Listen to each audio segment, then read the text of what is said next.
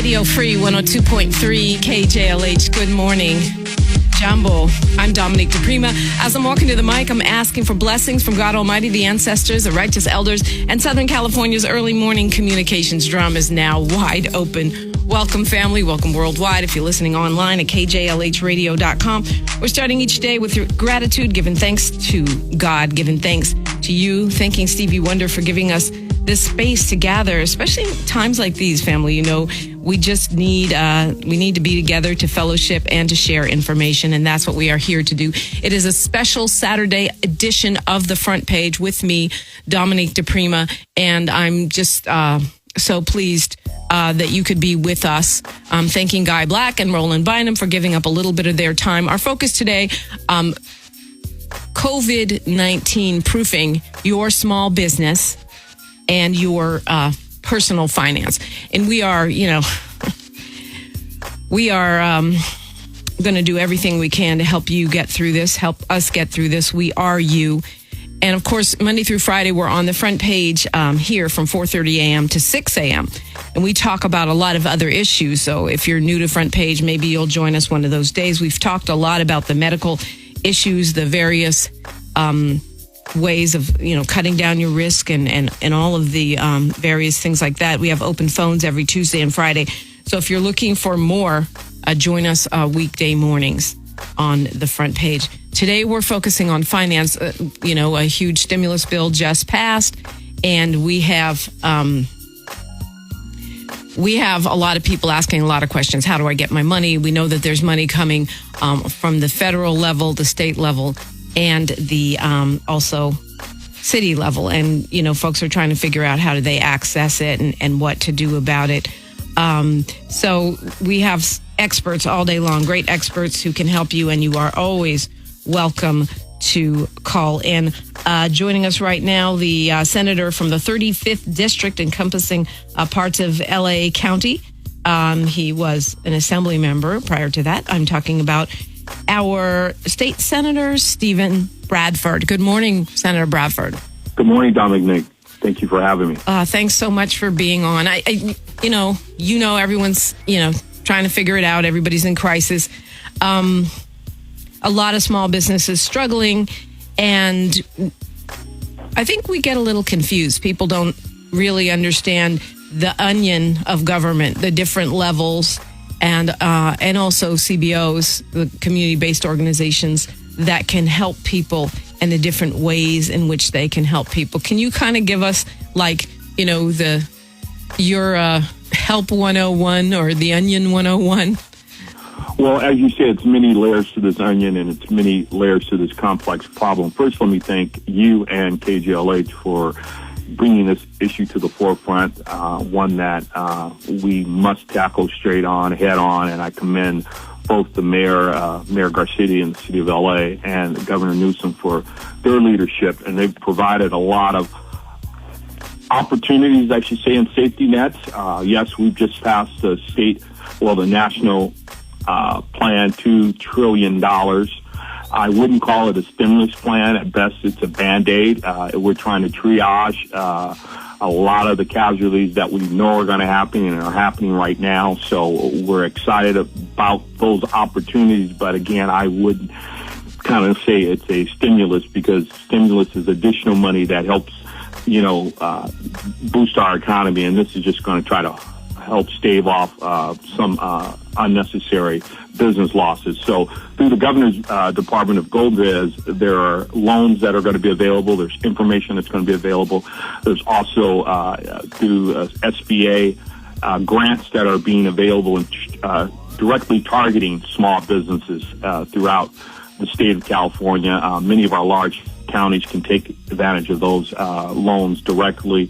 There are also some grants, and I think grants are far more important at this time than loans, because grants you don't have to repay. And right now in this economic crisis, the last thing folks need to do is take on additional debt. So there are a variety of programs that are going to be available to small business as well as nonprofits that are doing tremendous work right now in our community.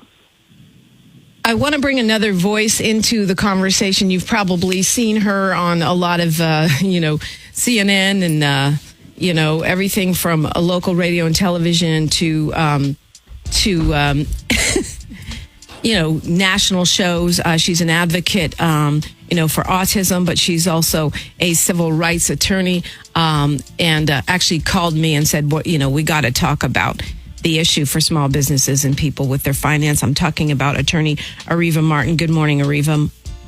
Good morning, Dominique, and good morning, Senator Bradford. Your phone sounds really quiet. I'm not sure what's going on. Okay, I'll try it again. Yeah, is that better? Yeah, that's better. So what was it that, you were hoping we could, bring to people? I mean, I know I'm getting calls from people. I'm not an expert. I try to help bring information. But what is it that you were hoping we could bring to people this morning? Well, I'm hearing a lot, Dominique, from small business owners, and I've been doing a regular Facebook Live broadcast about COVID-19 just to do exactly what you talked about, help people get information, help them navigate through this very difficult time. And yesterday I was talking to a small business owner who said, look, this package, whether you call it a stimulus package or a relief package, talks about small business loans. Now, when you read the fine print, it says that those loans are forgivable if you use the money to maintain your payroll. But when you use the word loans, it automatically freaks a lot of people out. And this small business owner, she owns a restaurant. She's had it for 3 years. She had to lay off her staff, she only had 7 people working for her, and half of her staff she had to let go. She says, I don't want a loan. I don't want to go into debt, even if it's temporary debt, and it's somehow going to be forgiven. So I'd like to see in what we know is going to be phase 4 of this federal relief package, a way to shape the monies that are going into small businesses, because small businesses are the engine of our economy. They employ, 67% of people working in this country probably are working in a small business. And I think that number, the largeness of small businesses, is often lost. I was talking with Danita Willoughby, who's the chair of the LA Chamber of Commerce, about what was her organization and organizations like hers doing. We see the airline industry got a huge bailout in this package, and it's because they had the voice of a really strong labor union and a very strong president. And so the question, when you talk about nonprofit organizations, small community-based organizations, we don't have those big unions representing us. We don't have well-connected, well-financed lobbyists.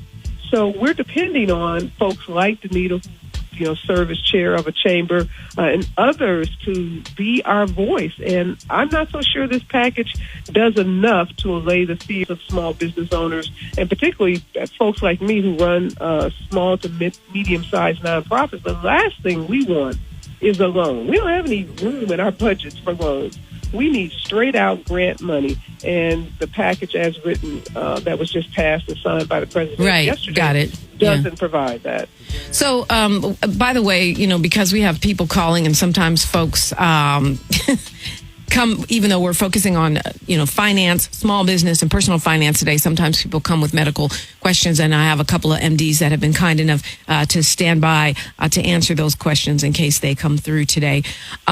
Senator Bradford, if you were me, and I'm a small business owner, where would you start in dealing with the state level if I'm looking for help for my small business? I would go to GoBiz, the Department of GoBiz. They have a person and a whole department ready to lend assistance to small businesses to help them navigate what we know is a very complicated and traumatic time right now, and walking them through this agency to let them know, as Ms. Martin stated, where there are grants, because, again, I, too, echo those concerns. The last thing a business needs in this time of crisis is a loan, and there are grants available. Also, through the SBCA, they have a concierge program, and, again, through Small Business Association, there's over $300 million that has been, billion, I should say, that's been made available, and it's going to be emergency assistance. And the city of L.A., again, thanks to Mayor Garcetti, has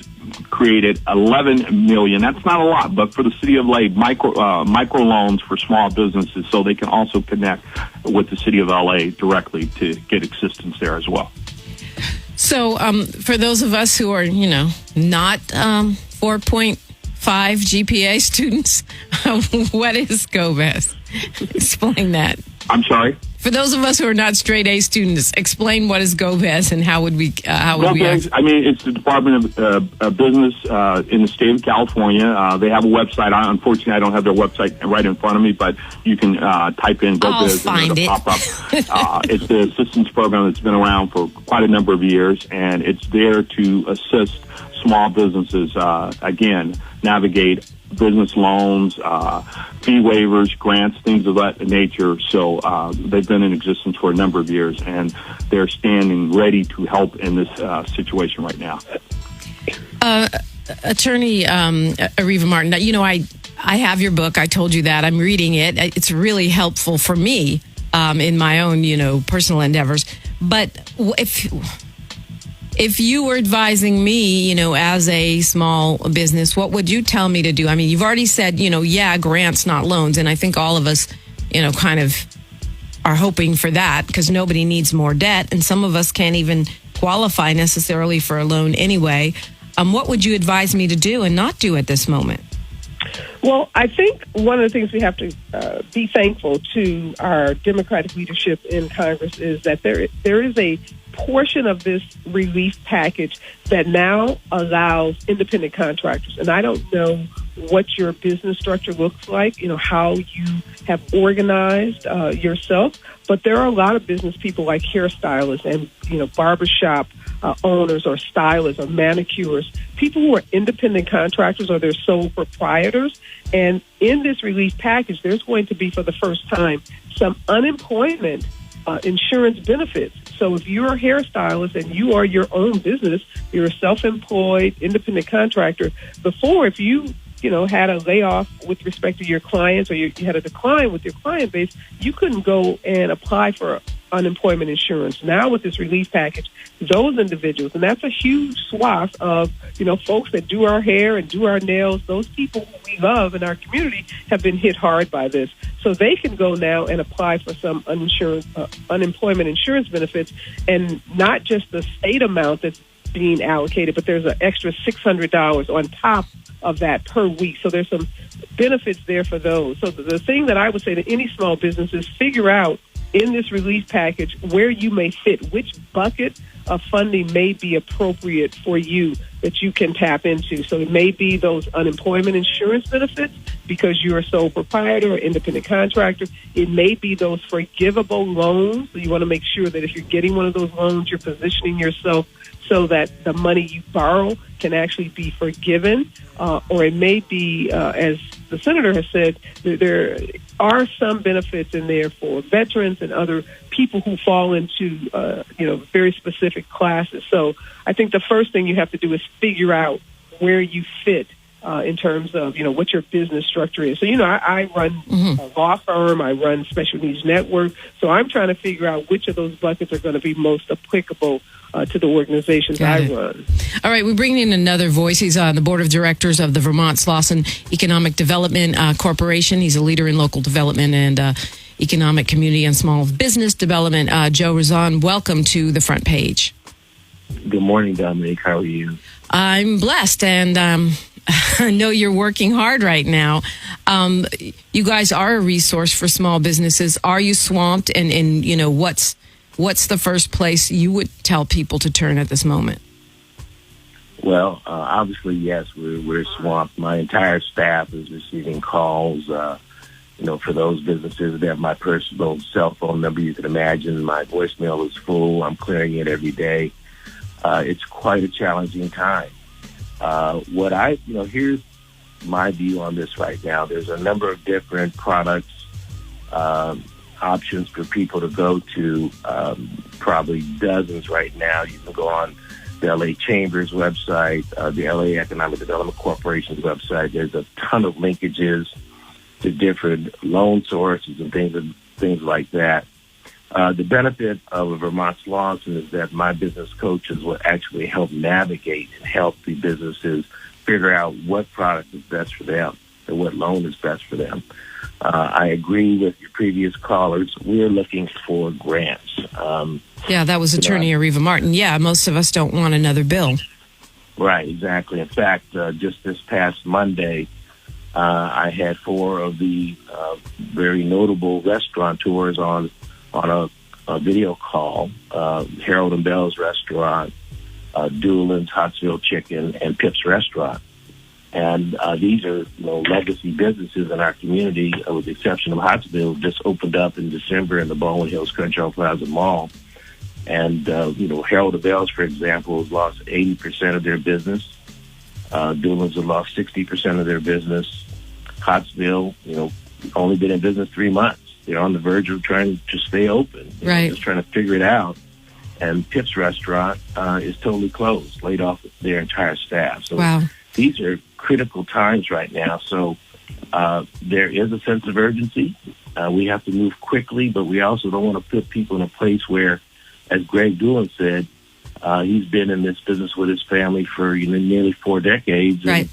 And why, at this point in his life, he want to take on some serious debt? So, all right. Well, loan forgiveness program. No, go ahead, Mr. Rizal. Go ahead. I think the crucial thing for us right now is, as we try to seek these loan forgiveness programs, what I would encourage the listeners that have small businesses that are either contemplating or have laid off is to work with your local workforce centers. There are programs that will help support and supplement lost wages during that time for your employees. And that's crucial because we're still diving into the stimulus package. I have 2 of my research analysts diving deeply into the package. Okay. And we're still learning more and more about it. But the crucial part is being able to retain those employees if you can. And if you disengage them, how do you get them back? That's going to be a crucial part of the forgiveness programs. Okay, we've already got a bunch of folks with questions for you guys, so I want to focus as much as we can on phone calls today, because that's why we're here, is to help people figure out their particular situations. Senator Steve Bradford is on the phone with us, Attorney Ariva Martin, and Joe Ruzan from the Vermont Slauson Economic Development Corporation. Also standing by, Dr. Paul Wallace.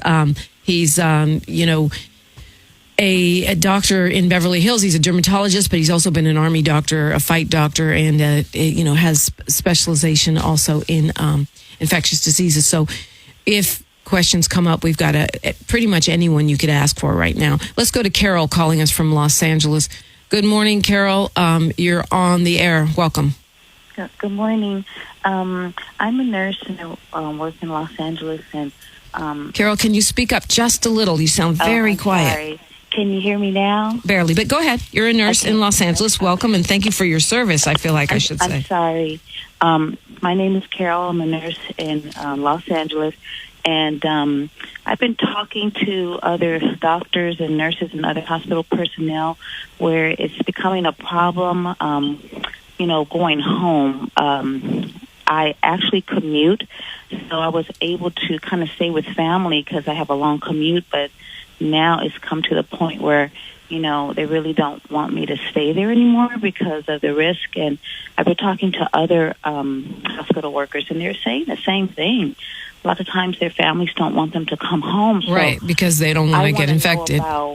Is there any hospital vouchers or something for hospital workers, because it's pretty pricey. Got it. So you're looking for, and it's a tough situation to be in. So Carol is a nurse. She wants to know, are there hotel vouchers? Is there help for healthcare workers who need to stay outside of their family home?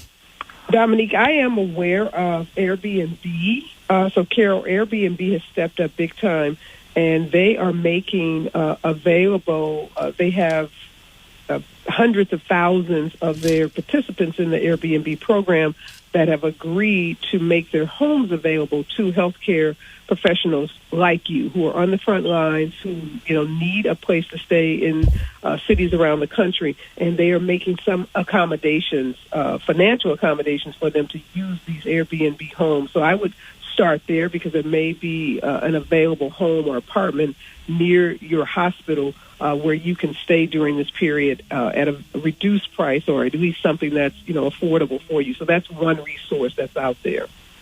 Thank you. And on the state staff, one of the major focuses of the governor is trying to secure hotel rooms not only for patients but for medical staff. We understand these are the frontline individuals, both our nurses and doctors, who are clearly on the front line, who need to be protected. We just saw the tragedy in New York, losing an RN who was treating the COVID-19 patients. So the governor has made a focus of opening up some hotel rooms, and I will get additional details and share that with you as well.